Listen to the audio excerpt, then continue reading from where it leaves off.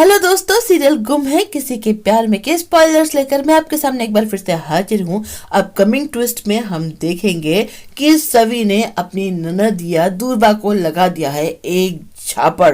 दूरबा ने घर आकर ये खबर नमक मिर्च लगाकर सबको सुनाई और सासू माँ ने सवी को अल्टीमेटम दे दिया कि घर के बाहर कदम नहीं रखोगी। अब सवी ने भी कह दिया कि जब मेरी कोई गलती नहीं है तो मैं भला किसी भी तरह की बंदिश क्यों मानूं, क्यों हुआ ये सब कुछ, चलिए बताती हूँ। अब सवी तो घर छोड़कर जा रही थी, लेकिन तभी पीछे से ससुर जी ने आवाज देकर रोक लिया कि रुको, घर से बाहर जाने की कोई जरूरत नहीं है। सवी कहती है लेकिन मुझे यहाँ नहीं होना चाहिए। ससुर जी कहते हैं कि शादी में लेकिन परंतु कुछ नहीं होता है, शादी की है तो निभानी पड़ेगी।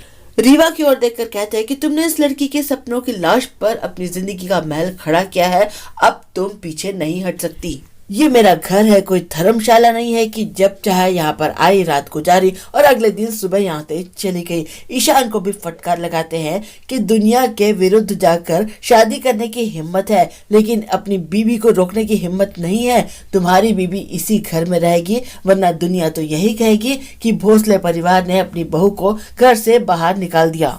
ईशान सावी से कहता कि मैं मानता हूँ कि मुझसे गलती हुई है, लेकिन मेरे परिवार की खातिर तुम यहाँ पर प्लीज रुक जाओ। आका सा से कहती है आपने क्या किया, लेकिन वो कहते हैं कि जो किया मैंने बिल्कुल ठीक किया और तुम रीवा को यहाँ रोक कर गलती कर रही हो। लेकिन अक्का सा नहीं मानती, कहती है कि रीवा तो यहीं रहेगी। काका सा कहते हैं कि पुलिस कमिश्नर इस केस को हैंडल कर रहे हैं और ऐसा ना हो कि तुम्हारी हरकतों की वजह से मेरा छोटा भाई फंस जाए, ईशान को पता न लग जाए कि हमने ही सावी का किडनैप कराया था।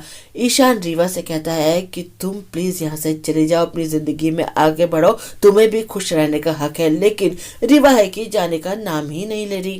कहती है कि इतना तो हक है ना मुझे कि तुम्हें मैं अपनी आंखों के सामने देख सकूं।